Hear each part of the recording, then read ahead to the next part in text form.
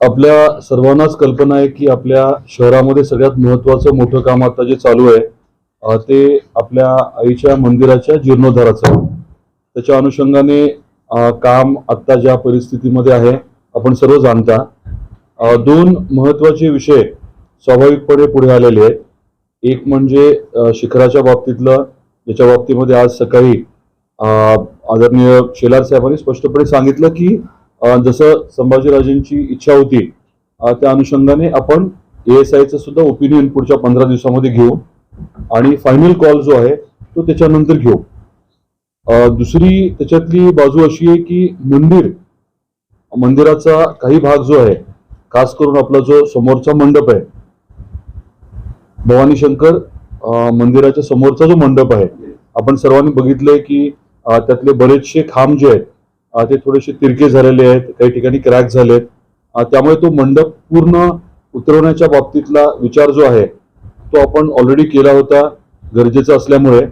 आणि जे आता 55-60 कोटीची कामं आपण करतोय त्याच्यामध्ये तो मंडप पूर्ण उतरवून तो परत उभा करण्याच्या बाबतीतलं ठरलेलंच होतं आणि त्याप्रमाणे आपण काम जे आहे ते टप्प्याटप्प्याने करतोय देखील.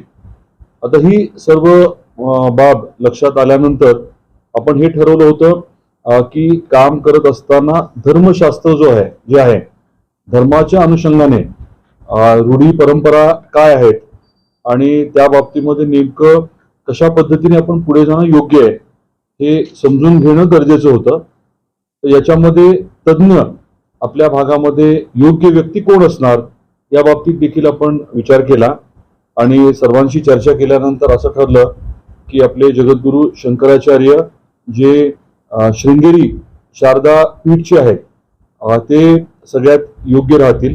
कारण आपले दक्षिण भारतातले सगळे जे मंदिर आहेत त्यांचं साधारण त्या पीठाशी संलग्नता आहे.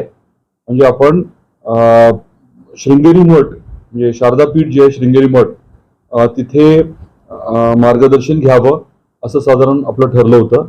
त्या अनुषंगाने मी विनंती केली होती तिथल्या अधिकाऱ्यांनी महास्वामीजींबरोबर चर्चा करून तिथले जे मुख्य पुजारींना आपल्या इकडे तुळजापूरला पाठवलं होतं. येऊन त्याने आईचं मंदिर पूर्ण बघितलं. इथनं आपण त्यांना ड्रॉइंग्स दिले आणि ते सगळं घेऊन महास्वामीजींबरोबर त्यांची चर्चा झाली आणि मग असं ठरलं की आपल्या काही लोकांनी महास्वामीजींबरोबर प्रत्यक्ष चर्चा करणं गरजेचं आहे. भेटून त्यांचं मत जे आहे ते जाणून घेणं आणि मग त्या अनुषंगाने आपले तुकोजी बाबा, ॲडिशनल कलेक्टर अहिरराव, तहसीलदार बोळंगे आणि मी स्वतः देखील गेलो होतो. तिथे जाऊन आम्ही सर्व नकाशे वगैरे नेले होते आणि पूर्ण परिस्थिती जी आहे ती परत एकदा समजून सांगितली आणि त्याच्या अनुषंगाने काही मुद्दे जे आहेत ते पुढे आले. महास्वामीजी स्वतः या बाबतीमध्ये पूर्ण अभ्यास करून व्यवस्थित धर्मशास्त्रातले दाखले देऊन पुढच्या काही दिवसांमध्ये आपल्याला लेखी अहवाल देणार आहेत की जेणेकरून आपण पुढचं काम जे आहे ते योग्य पद्धतीने धर्माच्या अनुषंगाने योग्य पद्धतीने आपण करू. या बाबतीत त्यांचा व्यवस्थित अहवाल आल्यानंतर पुढच्या काही गोष्टी ज्या आहेत त्या ठरणार आहेत. पण आजची ही प्रेस आहे ती दोन कारणांसाठी आहे. एक म्हणजे आता मी आपल्याला एक कॉपी देतो. त्या बैठकी दरम्यान दीड तास बैठक चालली. त्या बैठकी दरम्यान आवर्जून हे आम्हाला समजून सांगण्यात आलं की मंदिर जे आहे ते पूर्ण असं एका अंगासारखं बॉडीसारखं असतं. त्यामुळे आपण कुठे काम करत असताना एका भागाचं मी काम करतोय आणि बाकीचा भाग मी वापरतो असं करणं कदाचित धर्मशास्त्राप्रमाणे योग्य राहणार नाही. त्याबद्दल खूप सखोल अशी चर्चा झाली. एकदम डिटेलमध्ये आम्ही चर्चा केली आणि आपल्याकडच्या रूढी परंपरा, आपली दैनंदिन जी पूजा असते, अभिषेक असतात, त्या सर्व बाबींची देखील चर्चा झाली. तर आज मला पहिला मुद्दा आपल्या माध्यमातून सर्वांपर्यंत पोहोचवायचा आहे. तो म्हणजे जी काही आपण प्रक्रिया करू त्याच्यामध्ये आईचं दर्शन आणि आपले दैनंदिन विधी जे आहेत त्याच्यामध्ये कुठलीही बाधा होणार नाही. परत मी रिपीट करतो आईचं दर्शन आणि आपल्या दैनंदिन ज्या काही आपण विधी करत असतो त्याच्यामध्ये कुठली बाधा होणार नाही अशा प्रकारचं सोल्युशन जे आहे ते चर्चेत आलं आणि काही दिवसांमध्ये ते लेखी स्वरूपामध्ये आपल्यापर्यंत येईल.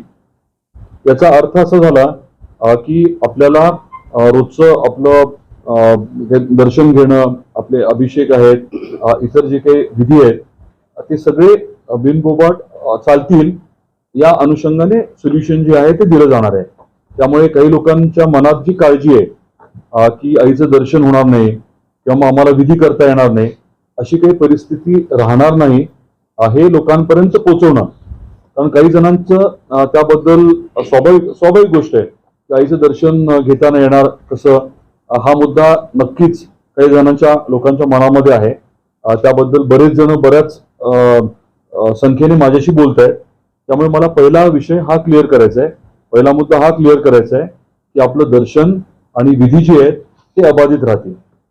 दुसरा मुद्दा हा आहे की सध्या आपण जिथे क्रॅक्स वगैरे आहेत तिथे लेखी स्वरूपात स्ट्रक्चरल ऑडिट करून स्ट्रक्चरल इंजिनियर कडनं जे टेकन दिलं जात आहे ते योग्य पद्धतीचं देण्याच्या बाबतीत मी सूचना दिल्या आहेत. आता जे आहे ते तात्पुरत्या स्वरूपात त्यांनी एक लावल्यासारखं झालंय, पण ते स्ट्रक्चरल ऑडिट टाईप करून स्ट्रक्चरल इंजिनियर कडनं लेखी स्वरूपात तिथे नेमकं किती साईजचं समजा लोखंडी आय सेक्शन लावायचं आहे तो किती ताकदीचा असावा, त्याला बेस प्लेट कशी असावी, वरची प्लेट कशी असावी, हे सगळं लेखी घ्या म्हटलं आणि ते करावं जेणेकरून सध्या तरी सुरक्षितता त्या बाबतीमध्ये आपल्याला काळजी करावी लागणार नाही. या अनुषंगाने अजून एक मुद्दा म्हणजे जे आपण काम करतोय साधारण 6 महिने तयारीला लागणार आहेत. म्हणजे मंदिराचं काम मंदिराचं म्हणतोय मूळ मंदिराचं काम करताना साधारण 6 महिने तयारीला लागणार आहेत. आपण काही कॉलम्स वगैरे करणार आहोत, खांब करणार आहोत, ते बनवून घ्यायला वगैरे वेळ लागणार आहे. त्यामुळे मंदिराचं काम जे आहे ते आपण नवरात्रीच्या नंतर आणि पौर्णिमेच्या नंतर आपले सगळे नेहमीचे जे महत्वाचे विधी आहेत ते झाल्यानंतर हातात घेणार आहोत आणि तोपर्यंत बाकी मात्र तयारी सगळी करणार. आणि त्याच बरोबरीने आपण जे इतर साईडची कामं आहेत ती मात्र चालू ठेवून पूर्ण करणार. जेवढे शक्य आहे तेवढे बाकीची कामं पूर्ण करून घेणार. आणि नियोजन असं राहील की एकदा मंदिराचं काम सुरू केलं की ते काम 6 महिन्यात पूर्ण व्हावं. मंदिर म्हणजे पूर्ण मंदिराचं जे काही काम ठरेल, जे काही आपल्याला करणं क्रमप्राप्त राहील ते सगळं काम जे आहे ते 6 महिन्यात करण्याचं नियोजन जे आहे. मग एकापेक्षा जास्त टीम लावू आपण. समजा एकच टीम लावली तर समजा वर्ष लागत असेल, 2 टीम लावल्या 6 महिने लागत आहेत, 2च्या ऐवजी कदाचित आपण 4 टीम लावू. तर त्या पद्धतीने कमीत कमी वेळात काम योग्य पद्धतीने कसं होईल याच्याकडे आपण आवर्जून लक्ष देणार आहोत. हा मुद्दा पहिला मला आपल्याला सांगायचा होता. आणि दुसरा मुद्दा जो आहे तो चर्चेत आला तो असा आहे की शिखराचं जे सोन्याच्या बाबतीत आपण बोललो तर महास्वामीजींचं मत असं होतं की शिखर हे म्हणजे देवीचं एक स्वरूपच आहे. मंदिरातली मूर्ती आणि पूर्ण मंदिर हे स्वरूप आहे. त्यामुळे तुम्ही ते जेवढं म्हणजे त्या सुवर्ण किंवा इतर ह्याने जेवढं जास्त कराल तेवढं त्याचं वैभव भव्यता जी आहे ती स्वाभाविकपणे जास्त राहणार आहे. तर टेक्निकली जेवढं जास्तीत जास्त शिखर सोन्याचं करणं शक्य आहे टेक्निकल तांत्रिकदृष्ट्या तेवढं करण्याचं आपलं नियोजन राहील. हा दुसरा मुद्दा आपल्यापर्यंत मला पोहोचवायचा होता. या सर्व बाबी ज्या आहेत त्या करत असताना भाविक आपले जे भक्तगण आहेत हे केंद्रस्थानी राहणार आहेत. प्राधान्य जे आहे ते भक्त आणि आईचं दर्शन याला आहे. आणि त्याच्या बरोबरीने मग स्वाभाविकच आपले पुजारी, आपले व्यापारी, आपले इतर जे नागरिक आहेत त्यांची जी काही अपेक्षा आहे, त्यांचं जे काही म्हणणं आहे ते आपण अंतर्भूत करतोय. शेवटचा मुद्दा एवढाच मला मांडायचा आहे की आपण सर्वांशी चर्चा करून चांगली जी काही त्यांचं मत असेल, सूचना असतील त्याचा अंतर्भाव करतोय. त्यामुळे माझी परत एकदा आपल्या माध्यमातून विनंती आहे की जर कोणाच्या काही सूचना असतील व्हॅलिड, पॉझिटिव्ह, तर त्यांनी कृपया ते लेखी स्वरूपात द्याव्या. मंदिर ट्रस्टकडे, जिल्हाधिकाऱ्यांकडे द्याव्या किंवा आपल्या इथे ट्रस्टमध्ये देऊन इन्व्हाइट करून घ्याव्या, पोच घ्यावी. कारण मध्ये आपण आवाहन करून देखील काही लेखी स्वरूपामध्ये आलेलं नाहीये.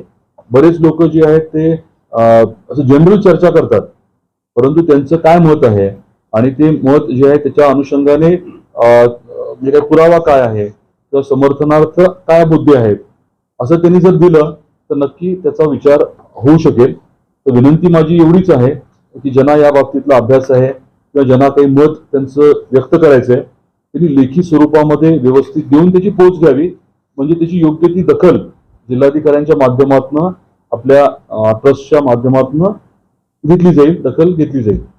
एवढं मला आपल्याला सांगायचं होतं. ते प्रश्न असतील तर जरूर आपण विचारा.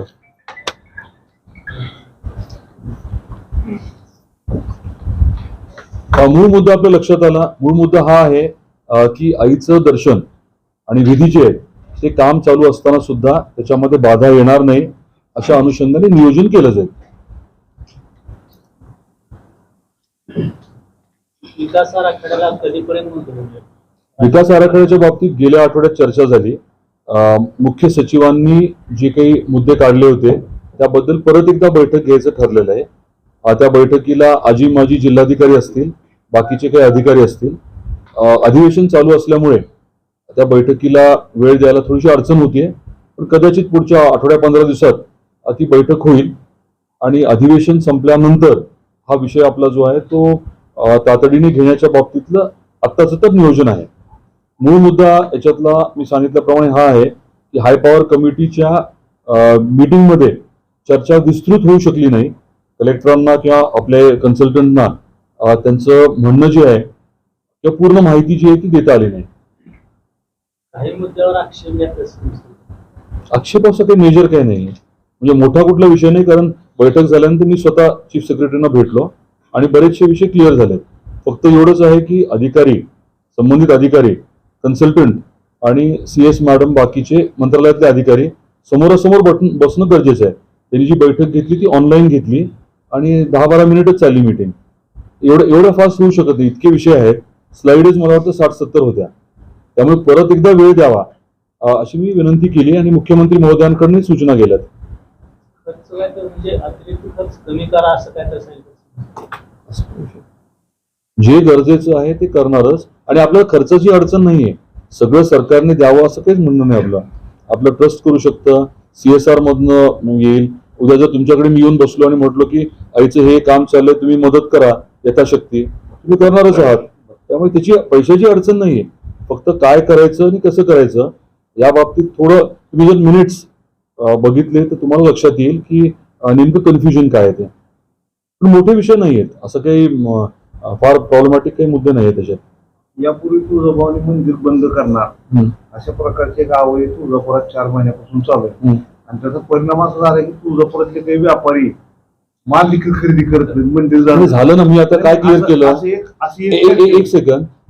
आपण सर्वज्ञानी नसतो, त्यामुळे ज्याला ह्या विषयाचं ज्ञान आहे, आपल्याला जो सगळ्यात ह्या विषयातला प्रमुख वाटतो त्या व्यक्तींना आपण भेटून आता स्पष्टता आणली आहे या विषयात. बाकी आपल्याला मंदिर बंद करणं किंवा असं काही करण्याची गरज पडणार नाही याची स्पष्टता आणलेली आहे.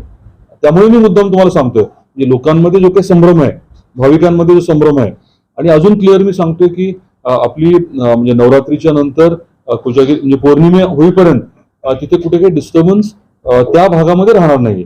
त्यामुळे आपलं जे आता चाललंय, कामं तर चालू आहेत, जी कामं चालू आहेत ती चालू आहेत, पण मूळ मंदिर जे आहे तिथे डिस्टर्बन्स जो आहे तो आपण तोपर्यंत ते करणार नाही. संभाजीराजांनी पुरातन तपास सांगितलं. हो, संभाजीराजेंशी आज सकाळी माझं स्वतःचं बोलणं झालं. त्यांना मी बोललो, त्यांचं मत काय होतं की त्यांनी जे 2 कन्सल्टंट आणले त्यांचं गर्गे, हे राजेश स्वतः आणि मी, आम्ही इन्फॉर्मली पुढच्या आठवड्यात बसणार आहोत मुंबईत. आणि त्यांचं दुसरं जे म्हणणं होतं की ASIचे लोक बोलवावे, ते तर शेलार साहेबांनी स्पष्ट सांगितलंय की ASIचे लोक आपण बोलू, परंतु त्याच्या पलीकडे राजेंच्या बरोबर जे कन्सल्टंट आहेत, जे तज्ज्ञ आहेत, त्यांच्याबरोबर पुढच्या आठवड्यात आम्ही बसणार आहे. म्हणजे त्यांचं काय म्हणणं आहे, तज्ज्ञ काय सांगतायत, त्याच्यात काही आपण समजून घेण्यासारखं आहे का ते नक्की बघू आपण. कारण हे शेवटी सगळं जे आहे आपण का करतोय, सगळ्यांचा हेतू तर कॉमनच आहे, काय त्यात काही प्रॉब्लेम नाही.